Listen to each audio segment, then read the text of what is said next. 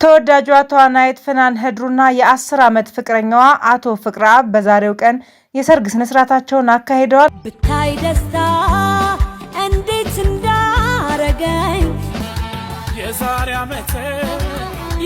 ዓመት ማሞሽ እናት የ60 ሚሊዮን መኪና ለሽምግልና መላኩ ተገለጸ። የፍናንን ሰርግ ተከትሎ አሳዛኝ መልእክት ተላልፏል። ሰላም ጤና ይስጥልኝ ቤተሰብ እንደቆያችሁልኝ በአዲስ ቪዲዮ ተመልሼ መጣሁ። እዚህ ደግሞ የምንመለከተው ተወዳጁ አርቲስት ፍናን ህድሩ የሰርግ ስርዓት እንግዲህ አከናውናለች ወይ ደግሞ አግብታለች። ያገባችው ማንን ነው? ለ10 ዓመት የቆየው የፍቅር ህይወት እንግዲህ ብዙዎችን እያስገረመ ይገኛል። ይህንም ደማቅ ሰርግ አስመልክቶ እንግዲህ አንድ ወዳጇ በጣም ልብን የሚነካ መልእክት አስተላልፏል። እሱ የማስመለከታችሁ ነው የሚሆነው። ላይክ እና ሼር ያድርጋችሁ። ሰብስክራይብ ለምንድን ነው የማታደርጉት? አሁን አድርጉ።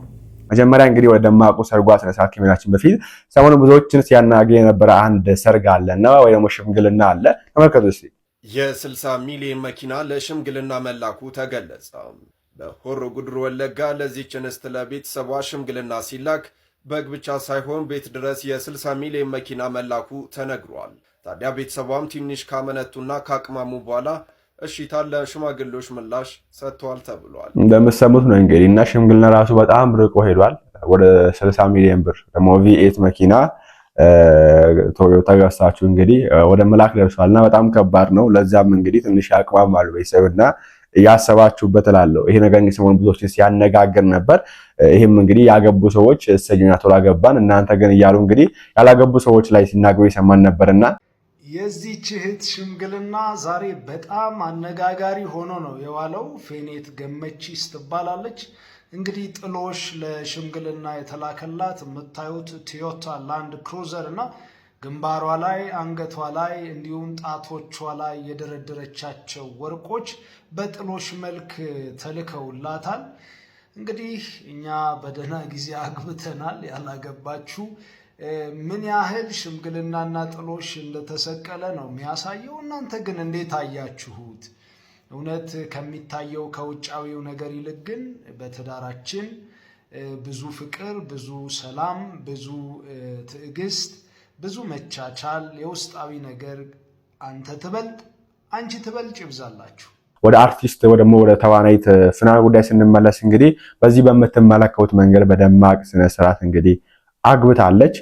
ሚዜዎቿም እንግዲህ በጣም ደስ የሚሉ ጓደኞቿ ነበሩና በዚህ ጋብቻ ላይ እንግዲህ ጥሩን እያዩ ነበሯት ብዙዎች ነበሩ። ደግሞ ስታገቢ ሰርጉን ስታከናውኒ ሳትጠሪ እንዳትቀሪ ጋብዥን ሲሏት የነበሩ አሉና ወንድማችን ሰሙ ታውዬ ባቅንነት ሳታወጫብር ይሄን ቪዲዮ ለፍናን ታደርስልኛለሽ።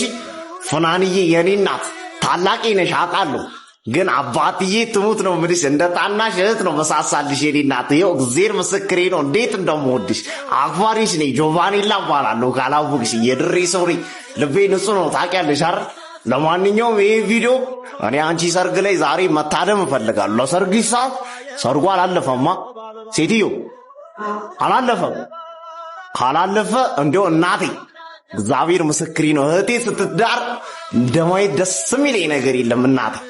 ሌላ ምንም ምልሽ ነገር የለም። ሰርግሽ ላይ መታደም እፈልጋለሁ። የጥሪ ካርድ ብቻ ለእኔ እንድታዘጋጅልኝ ነው በቃ ይህን ቪዲዮ የምሰራው። አድርሱላት። እንዲሁ ይህ ቪዲዮ ለፍናን ካልደረሰ እንዳለ ኮሜንት ላይ ትገቡና ፍናንም ሜንሽን ታረጉልኛላችሁ። ቤተሰብ እንዴት እንደምወዳት አባቴ ሳቋ ይመጣብኛል። የኔ እናት እንደ ሌሎቹ እንደ ፍቅር ሳይሆን እንደ እህትነት እንደ ወንድምነት ነው። እግዚአብሔር ምስክሬ ነው። ወድሻለሁ የኔ እናት። መልካም ትዳር፣ መልካም ጋብቻ። እንደዚህ ማለት እንግዲህ ብዙዎች እያስተላለፉ ነበርና ትላንትና እንግዲህ ሰርጓን አከናውናለች። በዚህ ሰርጓ ስርዓት ላይ እንግዲህ አንድ ወዳጃችን ደግሞ አንድ ጓደኛዋ የአርቲስት የፊልም ደራሲ እንግዲህ ያስተላለፈው መልእክት ብዙዎችን አነጋግሯልና እንስማው እስቲ። የፍናንን ሰርግ ተከትሎ አሳዛኝ መልእክት ተላልፏል። ይህ መረጃ ሌሎች እንደ ሼር ማድረጋችሁ እንዳትረሱ። አዲስ ሆናችሁ ፎሎ አድርጉ። የፍናን ህድሩን ሰርግ ተከትሎ እንግዲህ ታዋቂው የፊልም ደራሲና ዳይሬክተር የሆነው በረከት ወረደ ማያ ለታሪኩ ብርሃኑ አሳዛኝ መልእክቱን አስተላልፏል። ባባዬ ዛሬ አስማት ሰርግ እኮ ነው። ትዝ አለህ እንዴት የምንመኘው ቀን እንደነበር? ለሰርጓ እንዴት እንደምንጨፍር ደስታችንን ስናወራ ታስታውሳለህ? የት አለህ? አንሄድም ታዲያ? ደግሞ ብታይ ፍቅርን እኮ ነው የምታገባው። አላኮራችህም? ዝም አትበለኛ። ነገሩ አሁንማ አንተ ጭራሽ ነጽ መጥቶልሃል። አሰማኝ ማለት ድሮም ከነፂ ጋር ስትገናኙ አትላቀቁ፣ መሳቅ ብቻ ነበር። ብቻ ወንድሞች ትንሽ ዋታችሁ ዛሬ የሰርጓ ቀን ነው። ደግሞ ሰርግና ሞት አንድ ነው ይባል የለ። እናንተም በጣም ደስ እንደሚላችሁ ስለማውቅ ነው። የኛ አስተዋይ በሰርግሽ በጣም ደስተኞች ነን። ፈጣሪ ቤታችሁ በፍቅር ይሙላው፣ እንወድሻለን ብሏል። እንደዚህ አይነት እንግዲህ በጣም ልብን የሚነካ መልእክት እንግዲህ በቅርቡ ለተለዩ ወዳጆቹ አስተላልፏልና ነፍሳቸውን ለእግዚአብሔር አምላካችን ይቀበል ማለት ፈልጋለሁ። እናንተ በዚህ ጉዳይ ሀሳባችሁን አስቀምጡበት። ቀጣይ የምንመለከተው እንግዲህ ሰርጓ ሁኔታ ምን ነበረ፣ ማን ያገባችው እና የ10 ዓመት ፍቅረኛዋ መሆኑ እንግዲህ ብዙዎችን አስገርሟል። ለ10 ዓመት በፍቅር ቆይቶ ማንም አለማወቁ ማለት ነውና እስቲ ለማየት እንሞክር። ተወዳጇ ተዋናይት ፍናን ህድሩና የ10 ዓመት ፍቅረኛዋ አቶ ፍቅረአብ በዛሬው ቀን የሰርግ ስነስርዓታቸውን አካሂደዋል። በጣም ደማቅ ነበረ ሰርጋቸው። ለመሆኑ ቆንጅዬዋን ፍናንን በእጁ ያስገባው ባለቤቷ አቶ ፍቅረአብ ማን ነው? የትስ ተዋወቁ? የሚለውን በዝርዝር እንግዲህ ልነግራችሁ ነው ወደ እናንተ የመጣሁት። አብራችሁኝ እንድትቆዩ ጋብዛለሁ። በመጀመሪያ ስለ ተዋናይቷ ትንሽ ነገር ለማለት ያህል ፍናን ውልደቷና እድገቷ በአዲስ አበባ ከተማ ሲሆን ትምህርቷንም እዚሁ አዲስ አበባ ከተማ ውስጥ ነው የጨረሰችው። እናም በአጋጣሚ አባቷን በልጅነቷ በማጣቷ እናቷ ብቻዋን ነው ያሳደጓት። እናም ለእናቷ ትልቅ የሆነ ፍቅር አላት። ስለ እናቷ ስታወራ እንባዋ ግጥም ነው የሚለው። ያው በእርግጥ ስለ እናቶቻችን ስናወራ ሁላችንም ተመሳሳይ ስሜት ቢሰማንም ፍናን ግን እናቷ እዚህ እንድትደርስ ብዙ ነገር ነው ያደረጉላት። ብቻቸውን ነው ያሳደጓት ያለ አባት ማለት ነው። እናም ለሳቸው የተለየ የሆነ ቦታና ክብር አላት። እናቷ ሽምግልናዋ ላይ ሲያለቅሱ ታይተዋል። በሀገራቸው ወይም በተወለዱበት አካባቢ ባህላዊ ዘፈን ሲውረገረጉ በደስታ ሲያለቅሱ እንግዶቻቸውን ሲያስተናግዱ በቪዲዮዎቻቸው ላይ አይተናቸዋል። እናቷ በዚህ አጋጣሚ እንኳን ደስ ያለዎት፣ ያላባት ያሳደጉት ልጅ አድጎ ተምሮ ስራ ይዞ ከዛ ደግሞ በወግ ማድረግ ሲዳር ማየት ለእናት ምን ያህል እንደሆነ የወለደ ሰው ያውቀዋልና ማዘር እንኳን ደስ ያለዎት። ፍናን ወደ ኪነ ጥበቡ ዓለም የገባቸው እንደሚታወቀው የእሱ ባለው ይታየው ማሪ ማሪ የሚለው የሙዚቃ ቪዲዮ ላይ ክሊፑን በመስራት ነበረ። ገና ጩጬ ነች፣ ትንሽ ልጅ ነበረች እዛ ላይ። እናም በዛ የቪዲዮ ክሊፕ ላይ ያዩዋት ሰዎች ፊልሞች ላይ እንድትሳተፍ አደረጓት። እናም እስካሁን ድረስ 8 ፊልሞችን ሰርታለች። በተለይ ደግሞ የከበረ ድሃ፣ በ17 መርፌና እርቅ ይሁን የተሰኙት 3ቱ ፊልሞች ላይ ያሳየችው ትወና እጅግ የሚደንቅ ነበረ። በዛም ብዙ አድናቂዎችን አፍርታለች። አሁንም የሚወጣ ቀሪ 1 ፊልም አላት። ከዛ ውጭ ግን ሶሻል ሚዲያዋ ላይ በተለይ ደግሞ ኢንስታግራሟ ላይ ከ1 ሚሊዮን በላይ ፎሎወሮች ተከታዮች አሏት። እናም የማስታወቂያ ስራዎችን ትሰራለች ለተለያዩ ድርጅቶች ማለት ነው። በዛም ራሷን እየደጎመች እዚህ ደርሳለች። ስለ ባለቤቷ ካነሳን እንደነገርኳችሁ መግቢያ ላይ ፍቅረአብ የተሰኘ ከዛሬ 10 ዓመት በፊት ጀምሮ የሚተዋወቁት ፍቅረኛ ነው።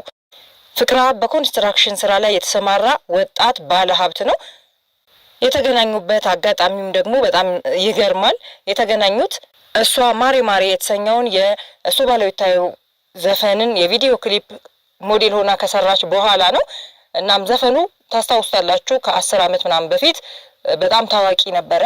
እናም እሱ ባለው መድረክ ላይ እየዘፈነው ሰዎች ይደገም እያሉ 2-3 ጊዜ ሲያስደግሙት ያያልና ይሄ ሙዚቃ ተወዳጅ ነው ማለት ነው ምናምን ሲል እንዴ የቪዲዮ ክሊፕም እኮ አለው ብሎ አንድ ጓደኛው ያሳየዋል የቪዲዮ ክሊፑን። የቪዲዮ ክሊፑ ላይ ሞዴል የሆነችውን ፍናንንም ሲያይ እንዴ የጋራ ጓደኞች እኮ አሉን ከዚች ልጅ ጋር ይላል ፍቅረአብ ማለት ነው። እናም በጋራ ጓደኞቻቸው አማካኝነት ተዋውቀው ከጓደኝነት ወደ ፍቅር ዘለለ ግንኙነታቸው። ይኸው እንግዲህ ከ10 ዓመት በኋላም ህዳር 7 እንግዲህ የሽምግልና ስነ ስርዓት ተካሂዷል በቤታቸው። ሽምግልናው በጣም ደማቅና አበባው በጣም የሚገርም ነበር። ለሽምግልና የተላከው አበባ ማለት ነው። ፍቅረአብ እንግዲህ ጥሩ አድርጎ ሽምግልና ልኳል። ሽማግሌዎቹም ደግሞ በሷ ወገን ሰይፉ ፋንታሁንና ዘላለም ኩራባቸው የሽምግልና ሽማግሌዎቹን ተቀብለው ነበረ። እናም ብዙ ጥያቄዎችን እንግዲህ ጠይቀው እሺ ብለዋል በመጨረሻም። በነገራችን ላይ ሰይፉ ከዚህ ቀደም ፍናንን ኢንተርቪው እያደረጋት እያለ ካገባሽ በቃ እኔ ነኝ ሽማግሌ ሆኜ የምድርሽ ብሏት ነበረ። ከደማቁ ሽምግልና በኋላም በዘመናዊ መልኩ ብራይዳል ሻወር፣ በባህላዊ መልኩ ደግሞ የገአት ስነ ስርዓት ተካሂዶላታል። እጅግ በጣም ድምቅ ያለና ከዚህ በፊት አይተናቸው የማናውቃቸው አይነት የዲኮር አሰራሮች የነበሩበት በጣም ድምቅ ያለ የጋትና የብራይዳል ሻወር ዝግጅት ነበረ። ጓደኞቿ በደስታ ፍናንን ለመዳር ከወዲያ ወዲህ ያሉ ሽር ጉድ እያሉ ሲያስተናግዱ እንዲሁም ደግሞ እስክስታ ሲደልቁ አይተናቸዋል። ፍናን የሰርግ ዝግጅት ማማር ብቻውን ራሱ ፍናን ከሰዎች ጋር እንዴት አይነት ግንኙነት እንዳላት ከጓደኞቿ ጋር ያላትን ቅርርብ የሚያሳይ ነው። ከሙያ ባልደረቦቿ ጋር ተከባብራ ተግባብታ እንደምትኖር ከጓደኞቿ ጋር ደግሞ ምንም እስከማድረግ ድረስ ራስን አሳልፈው እስከ መስጠት የሚያደርስ ጓደኝነት እንዳላቸው ለሷ ደስታ ሲደሰቱ በማየታችን አውቀናል። ፍናን እዩኝ የማትል ሴት ናት። ለዛም ነው ለ10 ዓመታት ያህል ከፍቅረ አብ ጋር ያላትን ፍቅረኝነት በፎቶም ሆነ በቪዲዮ ሰምተን የማናውቀው። ሽምግልና ተላከላት ሲባል ማን ይሆን ይሄ ሰው የሚለውን ነው እንጂ የጠየቅነው ከዛኛው ጋር ይሆን ከዚህኛው ጋር ይሆን የሚል ምንም አይነት ጥያቄ ውስጣችን ላይ አልመጣም። ምክንያቱም ፍናንን ከማንም ጋር ሪሌሽንሽፕ ውስጥ ሆና አላየናትም።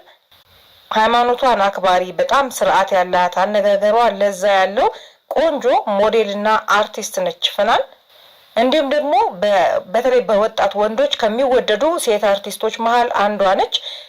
ፍናን ማግባቷን ተከትሎ ሽምግልና ገና ሲላክላት ጀምሮ ብዙ ነገር ተብሏል። ሸጌ ሰርግሽ ዕለት ጥሪው ደርሶኛል በሚለው በጸጋዬ እሸቱ ሙዚቃ ታጅበው ብዙዎች ማግባቷ ዱብዳ ሆኖብናል ሲሉ አይተናቸዋል። ያው ለቀልድ ያደረጉት ቢኖሩም ማለት ነው። ፍናን ለሁሉም በሚባል ደረጃ በተለይ ኢንስታግራም ላይ ላገኘቻቸው ቪዲዮዎች አድናቆቷንና አክብሮቷን ገልጻለች። በዚህ መልኩ የተሰሩባትን ቪዲዮዎችም ማለት ነው። በጣም ጨዋ ስነስርዓት ያላት ቁጥብ ሴት ናት። እንዳልኳችሁ የሽምግልና ስነስርዓቷ የነበረው ህዳር 7 ላይ ነበረ። ዛሬ ደግሞ ጥር 14 2018 ዓመተ ምህረት ከ10 ዓመት እጮኛዋ ከአቶ ፍቅረ አብ ጋር በጋብቻ ተጣምረዋል ማለት ነው። የእናቷ ደስታ በጣም ደስ የሚያሰኝ ነበረ። እናቷ ብቻቸውን ነው ያሳደጓት ልጃቸውን። እናም እንደ አይኗ ብሌን ነው እሷም የምትሳሳላቸው። ለቀረጻ እንኳን ክፍለ ሀገር ከሄድኩኝ አለቅሳለሁኝ፣ አልችልም። አንድ ጊዜ ለ5 ቀን ያህል ከቆየው በኋላ ቀረጻውን አቋርጬ እናቴ ናፈቀችኝ ብዬ ተመልሼ መጥቻለሁ ስትል ሰምተናታልና ከእናቷ ጋር የጠበቀ ቁርኝት ነው ያላት። እናቷ በጣም ደስ የሚሉና ልጃቸውን በስነ ምግባር ያሳደጉ ትሁት ሴት ናቸው። ቁንጅናቸው እንደውም ካላጋነንኩ ቢበልጧት እንጂ ከሷ የሚያንስ ቁንጅናም የላቸውም። በጣም ቆንጆ ናቸው። ወጣትነታቸውን ለልጃቸው መስዋዕት ያደረጉ ኢትዮጵያዊ እናት ናቸው።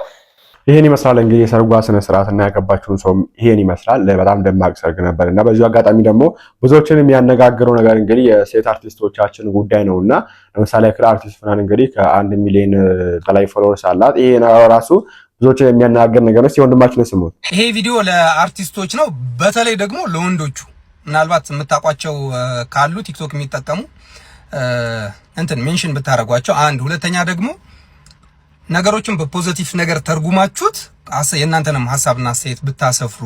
ከዛ የኔ ልንገራችሁ የሁል ጊዜ ጥያቄ ነው የእውነት ለምንድነው ወንዶቹ በዚህ ልክ ላይፍ ስታይላቸው እንደ ሴቶቹ የሚመጣጠን ያለው ነው? መንገድ ላይ አይታችኋል። ሴቶቹ የሚነዱት መኪና ጽድት ያለ መኪና ነው። ወንዶቹስ ምናልባት መኪናም ላይ ኖራቸው ይችላል። ይሄ ለምን ሆነ? በፖዚቲቭ ተርጉሙት። ይሄ ለምን ሆነ? ሶሻል ሚዲያ ላይ 1 ሚሊዮን ተከታይ ያለው አርቲስት አለ? የለም። ሴትስ አሉ? አብዛኞቹ ከ500 ሺህ በላይ ናቸው። አብዛኞቹ ቬሪፋይድ ናቸው። ከዛስ የሆነ ካምፓኒ አምባሳደር ይሆናሉ። አምባሳደር የሚሆኑበት ምክንያት እኔ ሴት ስለሆኑ በዛ ምክንያት ነው እነሱን አምባሳደር የሚያደርጓቸው ብዬ አላስብም። ቲክቶክ ላይ ቲክቶከር አምባሳደር እየሆነ እያየን ነው። ቲክቶከር አርቲስት አይደለም እኮ ቲክቶከር ስለሆነ ብዙ ተከታይ ስላለው የሆነ ካምፓኒ አምባሳደር ይሆናል። 3 ሚሊዮን 4 ሚሊዮን ብር ለዛ ይቀበላል። አርቲስቶች ውስጥ የሉም። በእግራቸው ይሄዳሉ ወይ የሆነች ድክም ያለች ዲኤክስ ወይ የሆነች ከዛም ያነሰች መኪና ይይዛሉ።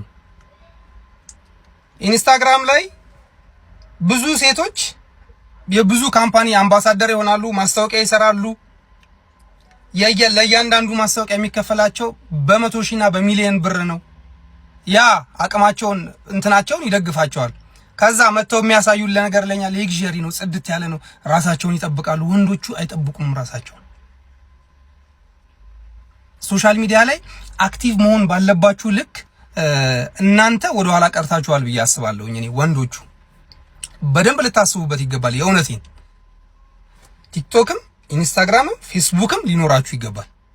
ሶስቱም ላይ ማስታወቂያ ልትሰሩ ይገባል።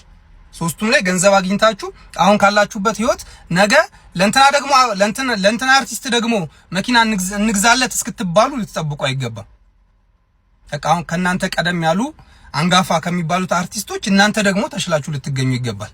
እናንተ ደግሞ ለሰው መድረስ ልትችሉ የሚገባበት ሰዓት ላይ ወደ ኋላ ቀርታችሁ ለእናንተም ደግሞ እርዳታ ሊባል አይገባም። በቃ ከማንም በላይ ታዋቂ ናችሁ፣ ይሄ የኔ ትክክለኛ አካውንት ነው ብላችሁ እንትን ፖስት ብታደርጉ በአንድ ቀን 100 ሺህ ይገባላችኋል። ከዛ በኋላ እናንተ አክቲቭ መሆን ነው። በደንብ ትሄዳላችሁ፣ በደንብ ስራ ትሰራላችሁ። ሴቶቹ የሚነዱትን መኪና ትነዳላችሁ። ሴቶቹ የሚኖሩትን የላይፍ ስታይል እናንተም ትኖሩታላችሁ ብዬ አስባለሁኝ። እኔ እንደ አንድ ግለሰብ ካጠፋው ግን ይቅርታ። እናንተስ ምን ታስባችሁ በዚህ ጉዳይ? በፖዚቲቭ መንገድ ተረድታችሁ ሀሳባችሁን ኮሜንት ላይ አስቀምጡ ማለት ፈልጋለሁ። ኤኒዌይስ እንኳን ደስ አለሽ ለማለት ፈልጋለሁ። እናንተ መልካም ምኞታችሁን ኮሜንት ላይ አስቀምጡላት። በቀጣዩ እንመለሳለን። ላይክ እና ሼር ማድረግ እንዳይረሳ። ቸር ቆዩልኝ።